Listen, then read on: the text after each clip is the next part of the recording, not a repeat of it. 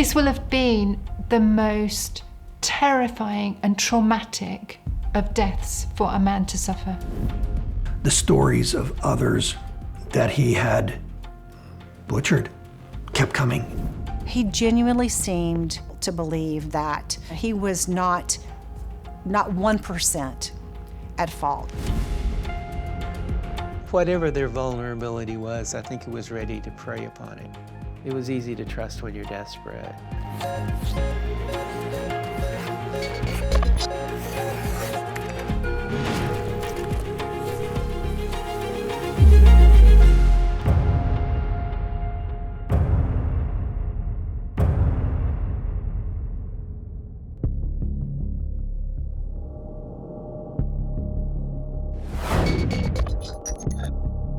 My name's Gary Stovall. I'm a retired police detective. In May of 1998, I was a detective with the City of National City.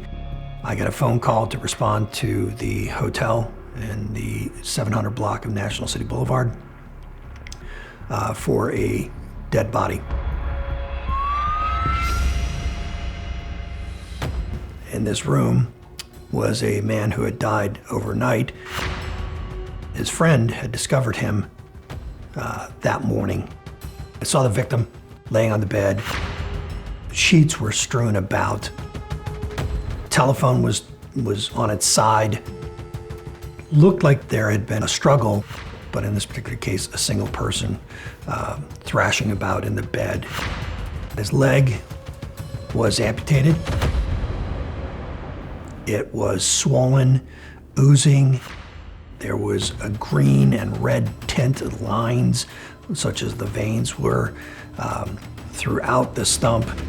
He obviously had died painfully at some point in time during the night.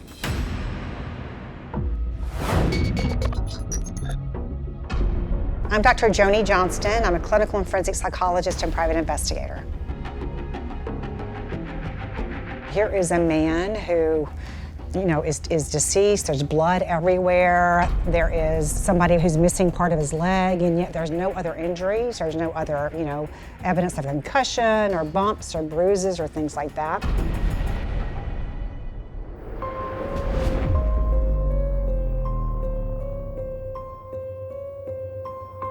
Greg had told our officers that Philip Bondi had gone to Tijuana on vacation, and that while in Tijuana, he was in an accident.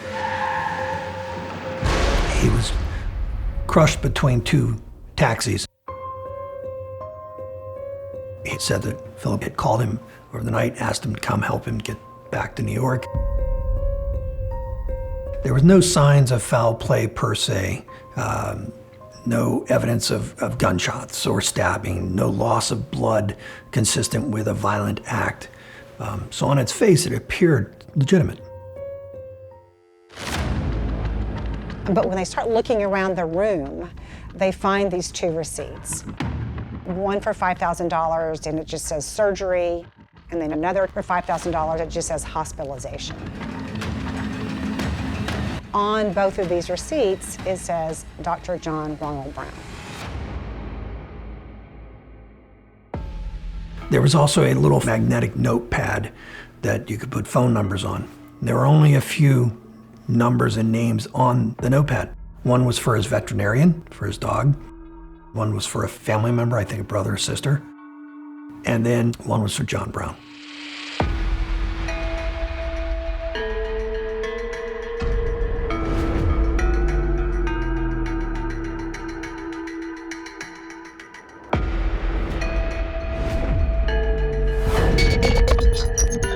I am Professor Donna Youngs. I am an investigative psychologist.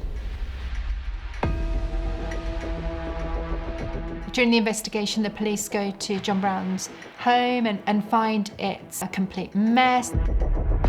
I looked into the kitchen. The sink was full of dishes, pans that had not been washed in I don't know how long. Fat had been coagulating. There's dirty articles everywhere, there's stains everywhere. It's in absolute chaos. The stench was very strong. The smell of bacon and chicken fat and all these other putrid smells were just overwhelming to my nostrils.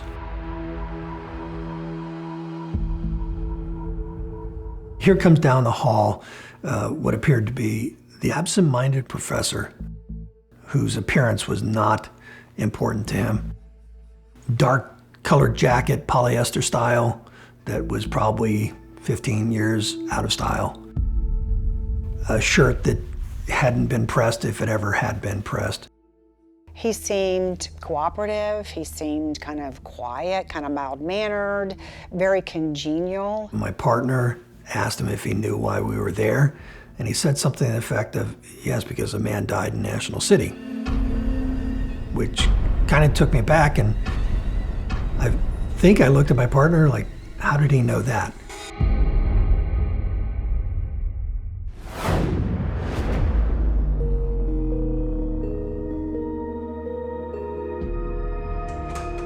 I started to ask him about what he knew about Philip Bondi. Well, as an old man, do you know why he was here? Something to do with being on vacation. Whenever I tried to narrow down what he knew about Philip Bondi's injury, treatment, why he was in National City, he was evasive or would decline to even answer. I remember asking him, why did I have 2 receipts for $5,000 each in your name and Mr. Bondi's possession? He refused to answer that. Politely refused to answer. So I took a different approach to it, and that is to get a better understanding of him, at which point in time he gave me basically his life story.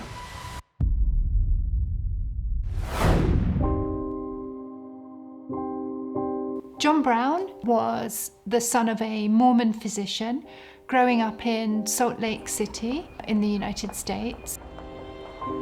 We know that John was very clever. He excelled at academic work and in fact graduated from high school before he even turned 16. World War II broke out, and like most young men, he was drafted into the military. And he had to take this kind of general classification test to see where he would best fit in the military.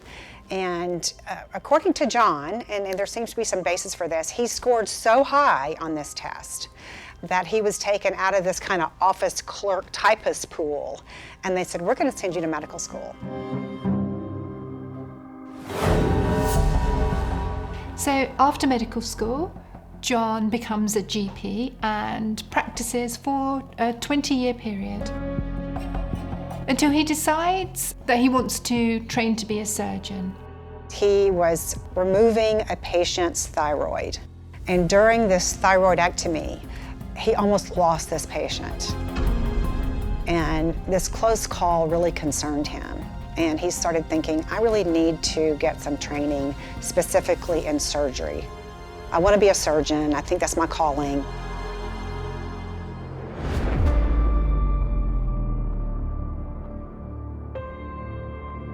He sailed through both written exams, which would have been no surprise to anybody who knew him because he claimed to have a photographic memory, and whether that's true or not, he certainly did well academically. Anything that related to learning and books, he got it. However, when he took the oral exams for the surgery and the cosmetic surgery residency, he failed miserably. Not once, but several times. What Dr. Brown says is that when faced with authority figures, because of a domineering father, his brain turns to cottage cheese.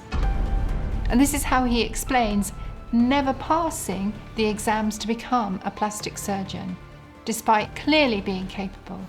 And this was really the first bump for him in his career. I think this must have been quite a blow to his self-esteem because it just became clear to him that he was not going to become a board-certified surgeon, which was his dream.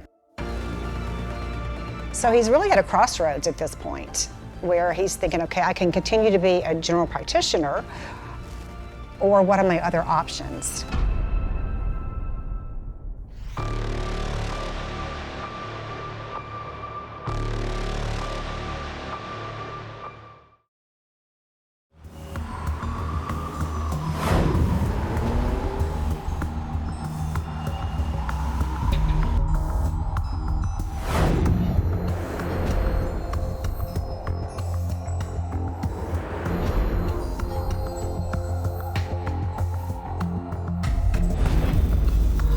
decision was made to charge him for homicide. I prepared my documents to walk in and formally announced to him that he was under arrest. And when I did, I learned that he had voluntarily left the station.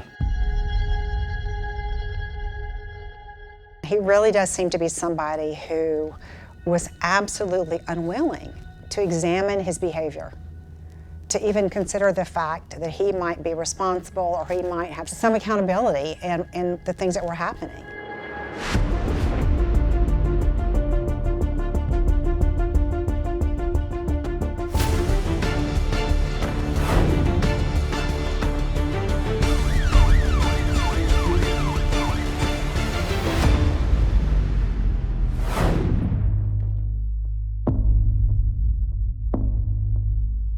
His response was almost nonchalant. It didn't seem to bother him. He seemed essentially dumbfounded in a way. I mean, he said, "This is nonsense, this makes no sense to me."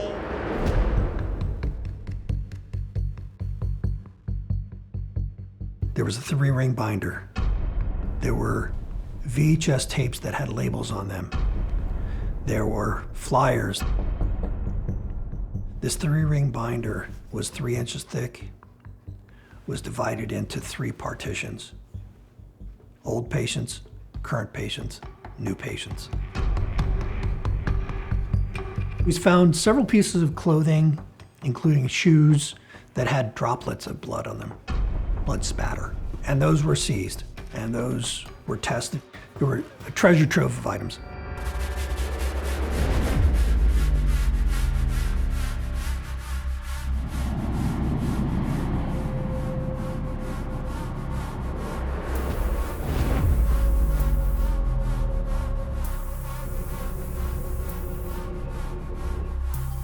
I learned a lot about Philip, that he had previously worked for a large telecommunications company that helped to develop signals for World War II military. One of the things that Bondi's sister shares with law enforcement, which I think is interesting, is she says that when they were much younger, Philip Bondi and a close friend of his both liked the same woman. And both of them were drafted into World War II. And when they went down to sign up for the draft, Bondi was excluded for medical reasons, and his friend was accepted. His best friend came home from the war and came home as an amputee. After his best friend came home, the female friend and his best friend ultimately got married. This sowed the seeds for Philip's desire to himself have an amputated limb. It develops into an obsession within Philip.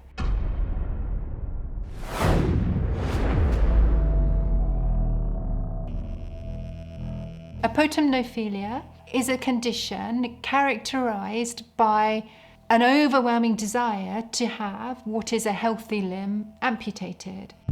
It's sometimes accompanied by sexual arousal, but sometimes not. But it can be a lifelong disorder.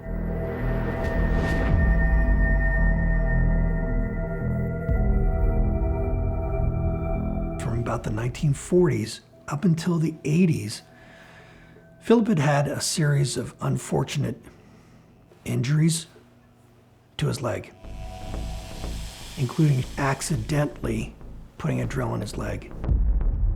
He also traveled to the United Kingdom, paid someone cash, where he was then scammed out of that cash when they walked out the back door.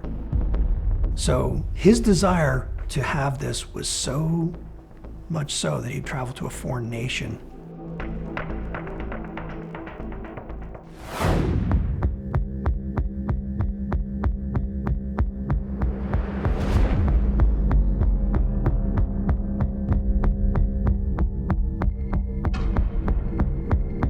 I opened up this 3-ring binder, and there were over 500 names in this book. When I go to the current patients section, I'm thumbing through, going through the list, I see Greg Firth's name.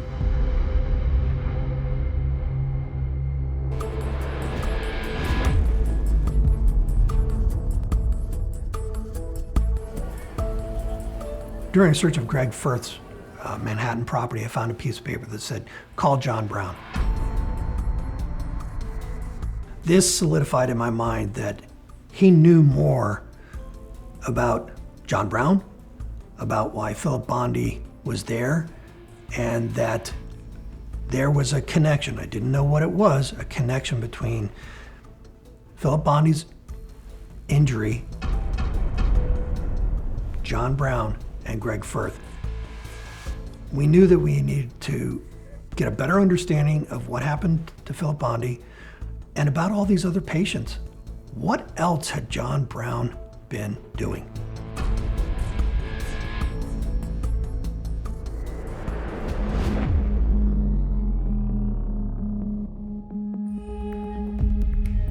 The preliminary hearing was being scheduled. We didn't have a person that could tell us what happened. We didn't have anybody who was there when any medical treatment was rendered. We did find one or two people. We knew there were going to be other victims. We didn't know how bad until we started talking to some of these people, that he had, simply put, butchered them. The stories of others that he had butchered, and I hate to use that term, kept coming and coming and coming. When you listen to someone tell you how the surgery went, how much pain they were in, and the ultimate result was almost catastrophic in every occasion, the stories were horrific.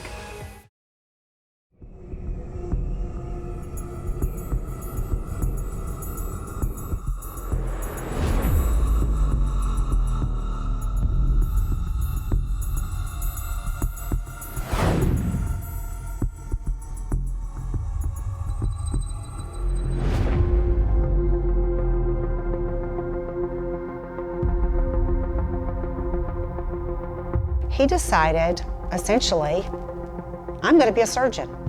I don't care if I'm board certified or not. I know it, I understand it, and so I'm going to pursue this. And he decided to open a clinic in San Francisco that would offer transgender surgeries.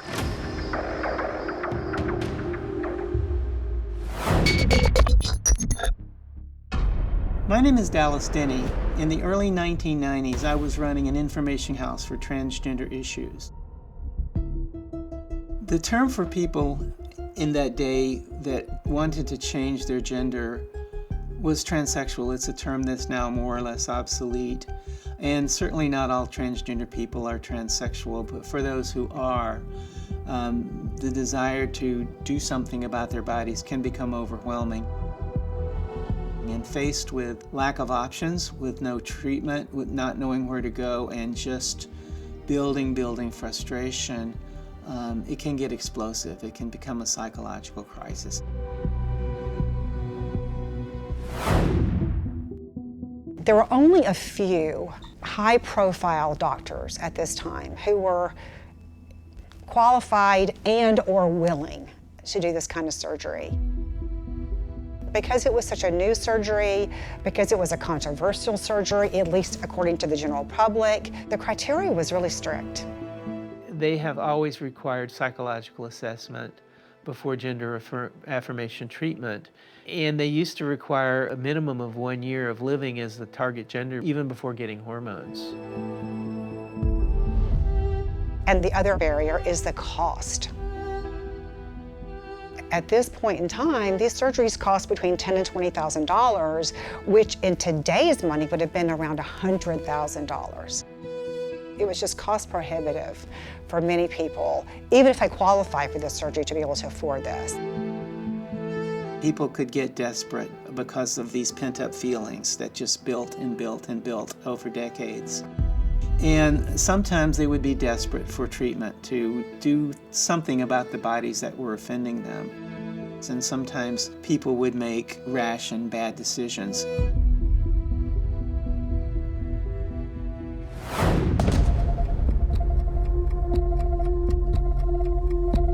People would have to beat the bushes, and through word of mouth at gay bars or through friends, people would hear about this guy, John Ronald Brown, who was practicing in California.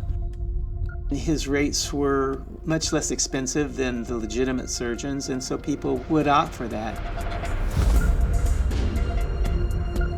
He has some success with some of his patients, and of course the word spread, and he begins getting more and more patients coming to him.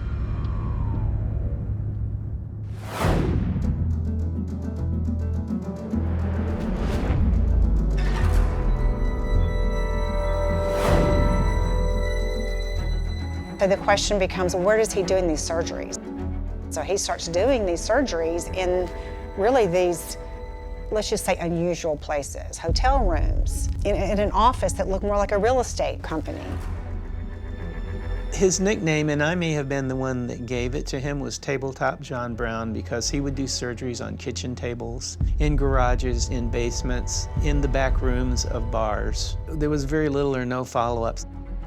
Sometimes people would wake from anesthesia in their cars, you know, from this serious surgery.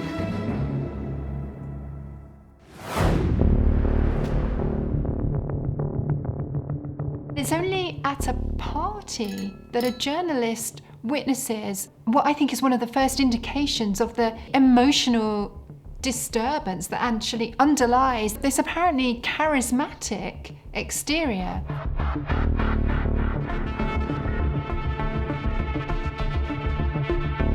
John Brown calls over a waitress and actually shows the results of an operation that he's carried out.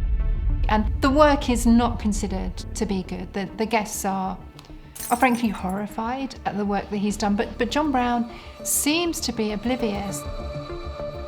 I'm sure in his mind, and it's very clear from a lot of the things that he said, that he's thinking that he's developing these techniques to, improve the surgery, improve the quality of life of his patients. But that's at the expense of the failures he is inevitably going to have, and that seems to be something he doesn't realize or acknowledge. And certainly, his patients don't know this. They're coming to him thinking this is somebody who specializes in this, knows exactly what he's doing. He's not realizing that he may be trying a new technique on me that he's never done on anybody else.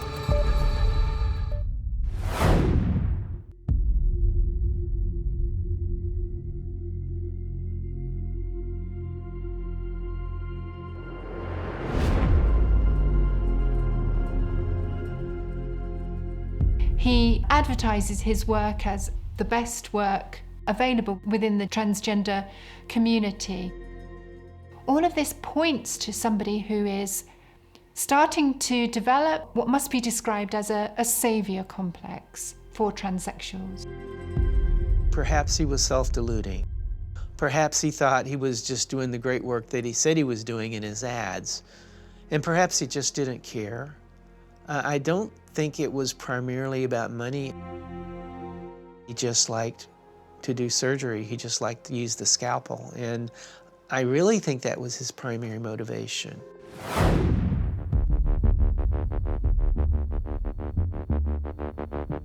He doesn't seem to be either able or willing or both to acknowledge the harm he's causing. And that anything that happens that's negative or unfortunate is just kind of a collateral damage in his mission to do better work. And so it's almost like you don't get a sense that that he sees his patients in some respects as individual human beings. Driven by this idea of himself as the savior of transsexuals, we have operations that lead on 3 occasions to his patients nearly dying and result in him losing his medical license in 1977.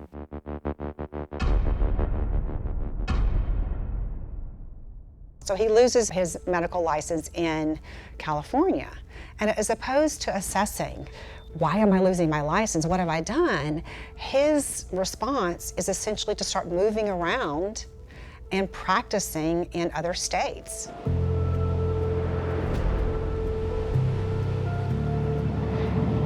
We see him traveling to Mexico, we see him traveling to Alaska, to Hawaii, and then on to St. Lucia. And it's in St. Lucia that at the age of 59, he in fact meets his bride, a 17-year-old native from the island.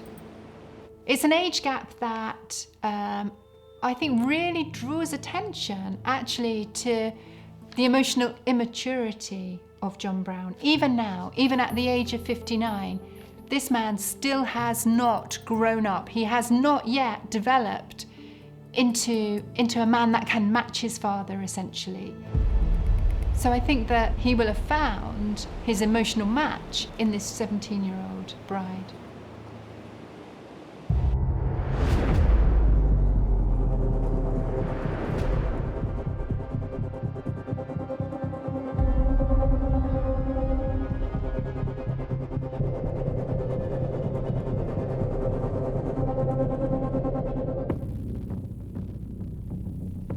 So he was living in San Diego and perhaps operating there sometimes, but basically operating out of Tijuana.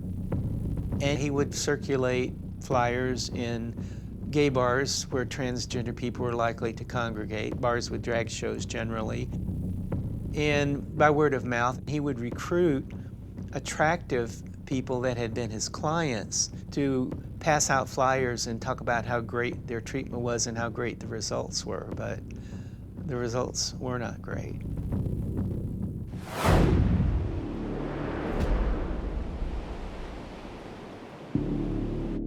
One client in particular approaches him, and it's an underground practice. This particular patient had a very masculine hairline, at least in his perception, and so he wanted, as part of his treatment, to have his hairline altered. And it seems as if John Brown would just say yes to anything. Oh yeah, I can do this. He'd never done this before. But the patient nonetheless goes through with what are 3 different operations. He never tells his patient that he's not medically licensed in California, that he's lost his license.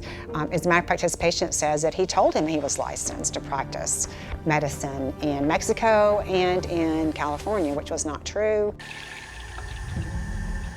The operations go badly, and just a few days later, the patient finds himself unable to walk properly and feeling seriously unwell.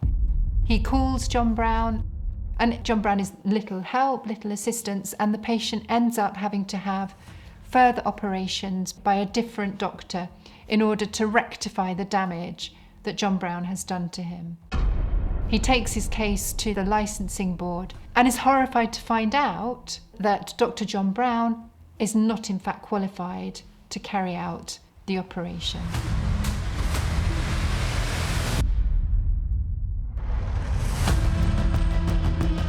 They find medical supplies, medical lists, medical pricing listings, all sorts of medical paraphernalia.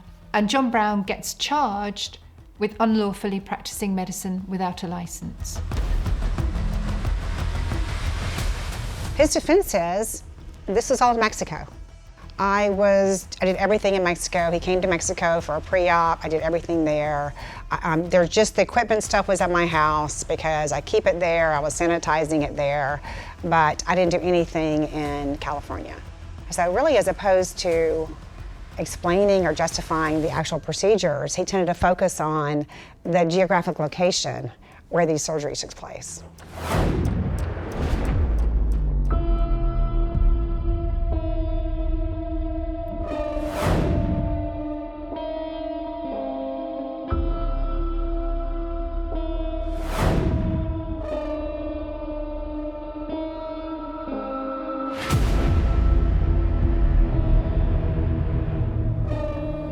He was on the down low at that period of time in the 90s. I think the fact that even after going to prison, meaning he is, in the eyes of the public, in the eyes of the criminal justice system, been found guilty of a felony, which is a serious crime, I think his response really does fit into this narrative that he has, which is, I'm a savior, I'm a crusader, and if part of that means kind of being a martyr for the cause, then I'm willing to do that.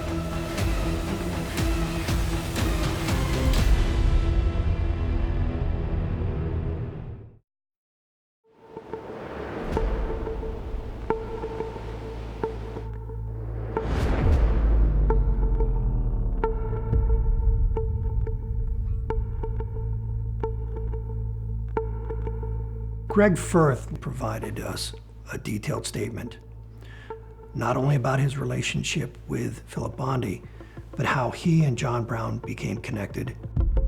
Greg Firth actually initiated conversation with John Brown, as he, Greg Firth, was affected by apotemnophilia as well. He thinks that perhaps this might be somebody who'd be willing to help him.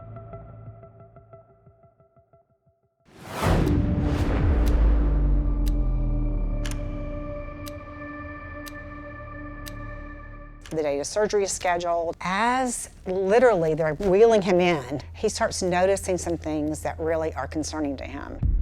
He sees a Mexican doctor who is going to be assisting in the surgery, carrying a big butcher knife. He's looking around, he's noticing that there aren't a lot of sanitary precautions being taken, and his intuition just says, no. This is not going to end well if we do this. And so at the very last minute, he tells Dr. Brown that he has changed his mind. I just can't go through with it. I'm backing out. And so that's the end of it.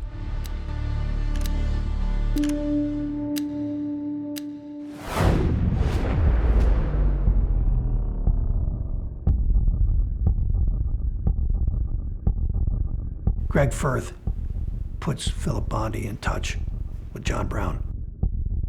Mr. Bondi is thrilled by this.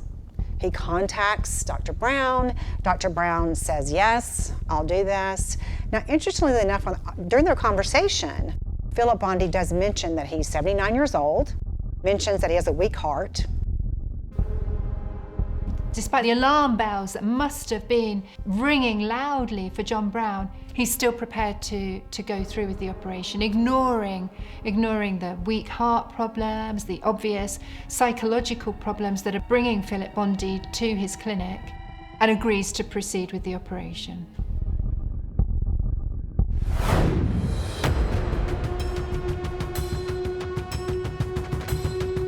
Dr. Brown removes his leg, and after spending a few hours in his location where the surgery takes place, he is dropped off at a hotel room.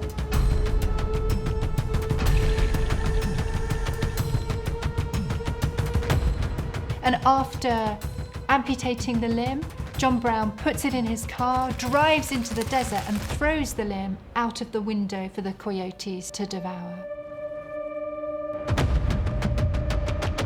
John Brown is now a man who has become completely desensitized to the barbaric practices that he's carried out.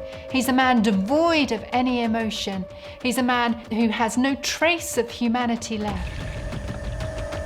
Another nickname Brown had was Butcher Brown, and that is a pretty accurate description for a surgeon. He was a butcher, and he had no regard for the results.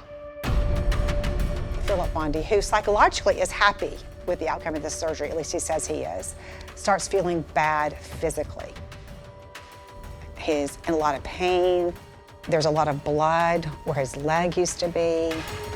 Brown did go to the hotel room, did examine it, did offer an opinion that there was something wrong. When Bondi asked for antibiotics, Brown refused him, told him he didn't need them, that they're prescribed too often, and basically left him there.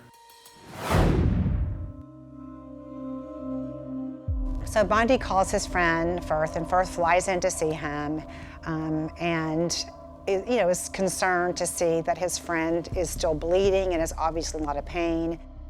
So Firth gets there, they spend that night, part of that night talking. Bundy tells him that he's very happy with the surgery. He does tell him, though, that during the surgery, he had kind of awoken at one part when it was going on, and he could actually feel the sawing of his leg, which was disturbing to him as well as to his friend.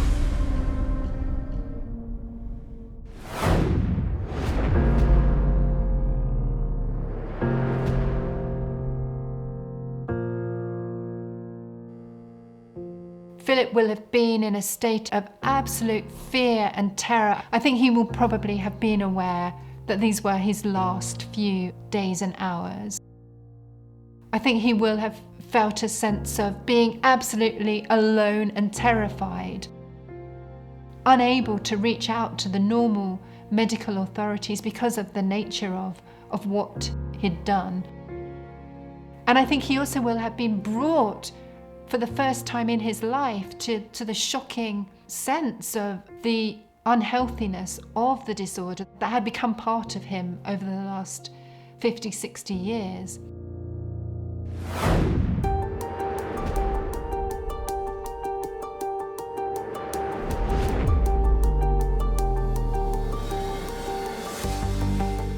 So, not surprisingly, Brown says, there is no way I am responsible because I had no intent of killing Philip Bundy.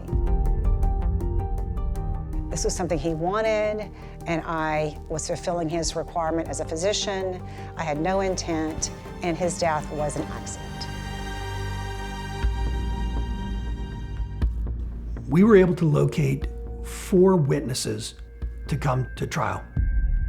One of the witnesses, now she had previously been an underwriter for an insurance company with $1 million contracts and had wanted to have this transgender reassignment surgery. The surgery was so botched that she was not able to return to her full-time job and ended up basically being paid $5 an hour to teach sales over the phone. We had her come in. She actually showed up in a wig with 2 sets of sunglasses because she did not want to be recognized. There were physicians who were willing to testify about the fact that they, on more than one occasion, had patients come to them and the surgeries were clearly botched and they had to kind of undo them. I think in general the surgeons were horrified that this guy was practicing and getting away with it and mutilating people. One of the experts that we dealt with, who's in San Diego, had personally repaired 12 to 15 of the patients that John Brown had worked on, who either he or someone that the patient knew dropped them off at the hospital and left. He personally repaired all of these patients and described the work as horrific. He didn't know how to handle a scalpel. His cuts were atrocious. He'd have jagged lines. He would not control blood. I liken it to Dr. Frankenstein. The description that was given, the jagged lines on the monster's neck. His defense, I think, focused on John Brown's theme, which was this was a man who was a hero. This was a man who was willing to treat a community that was marginalized, that had few options in terms of transgender surgery. This was a man who was trying to make an affordable option for people who could not otherwise be able to afford this kind of surgery. He's trying to align himself with other doctors to build his case. You know, he's trying to sort of say, we doctors can't be accused of murder every time one of our patients dies. But this is a man who's turned his back on all the standard medical profession and practices and set up his own underground clinics. You can see in the jury's eyes the look of aghast when they hear the stories directly from the patients, the individual whose lives have been destroyed. that what they thought they'd given trust to was taken away. As a matter of fact, the judge was so horrified by some of the videotapes of his surgeries that at one point a judge actually asked, "Do I have to watch this?" Which is really unprecedented for a judge who's used to seeing the most horrendous evidence in a case.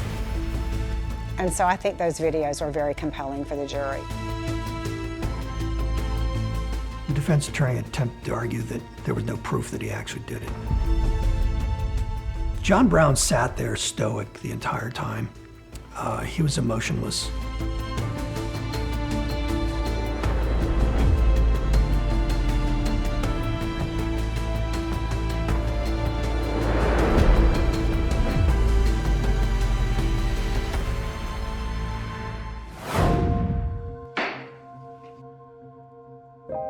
He was sentenced to 15 years to life. There were many people who thought that was too light, especially the 15 years. But given his age at the time that he was convicted, it was essentially a life sentence for him, and it turned out to be.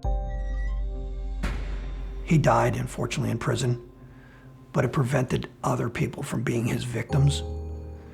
But there are potentially as many as 500 people that I was able to look up in a book that he kept records on. Did he do harm? Absolutely. Just by the quality of his work. And did he do harm by exploiting people? Yes, he did. And did he do harm by leaving people dysfunctional in certain areas of their bodies? Yes, he did. And did he do harm by putting people into medical emergencies that would not have happened with any other surgeon? Yes, he did. So, yes, he did harm. I think people like John Brown, and there are probably a lot of them out there, prey on victims for their own self-gratification, be it financial gratification,